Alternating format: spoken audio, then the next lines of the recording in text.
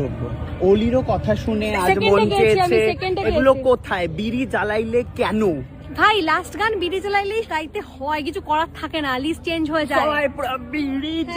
ওটা না গাইলে বলবে দেবলিনা দি গান জানে না, নাচের গান লাস্টে না গাইলে। আমি এরকম অনেক জায়গায় শুনেছি, আমি 1 ঘন্টার উপর যে মেলোডি গাইছি তখন লোকে বলছে আর এর বাইরে গান জানে না, সে এক গানে পড়ে আছে। নাচের গান তোমার গাইতে হবে। ঝাঁকা নাকা পারফরমেন্স। আমার পাড়ায় এসে গান গাইছে মহিলা, নাচার গান দুটো একসাথে। দিদি নাচার গান, আমি নেই এসব, মাও এসছে, সাথে এসছে প্রেরণা।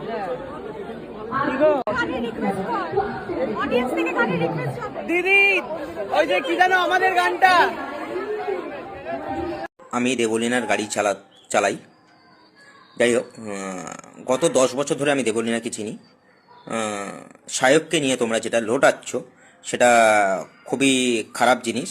কেননা একটাই কথা, উদ্দেশ্য একটাই কথা, এত কিছু লোটাচ্ছ সায়ককে নিয়ে। সায়ক অতটা বাজে ছেলে নয়, আর এক নম্বর কথা।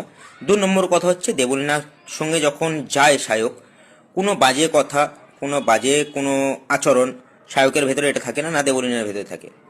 আজকের দেবলিনা নন্দীর হয়তো 1 বছর বিয়ে হয়েছে, তার আগে থেকে তো সায়ক মিশতো।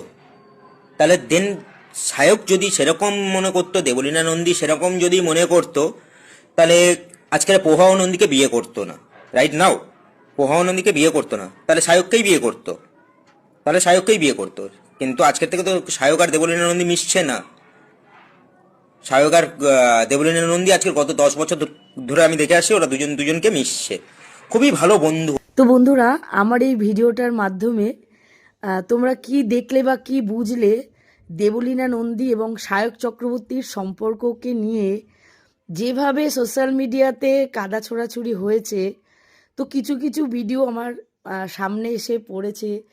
তো সেই জন্যই আজকে এই ভিডিওটা আমার করা, যে একটা বন্ধুত্ব সুলভ সম্পর্ককে মানুষ কোথায় নিয়ে যায়, যে যখন মানুষের জীবনে কোনো একটা অঘটন ঘটে যায়, ঠিক তখনই তার জীবনের খুঁটিনাটি দোষ গুণগুলিকে বিচার বিবেচনা করে বিচারকের মতো বিচার করতে বসে যায়। প্রভাও নন্দী কি ওদের এত সুন্দর বন্ধুত্বের সম্পর্কটা জানতো না?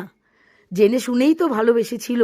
তো দেবলিনা বোনের ড্রাইভারও কি বললো সেটাও শুনতে পেয়েছো তোমরা এই ভিডিওতে। তো এই ভিডিওতে আমার একান্তভাবেই পার্সোনাল কিছু মন্তব্য আমি রাখলাম এই কারণেই, কারণ আমার খুব বাজে লেগেছে। এতটা নোংরা কথা ওদের সম্পর্কে না ভাবলেও চলতো আর কি।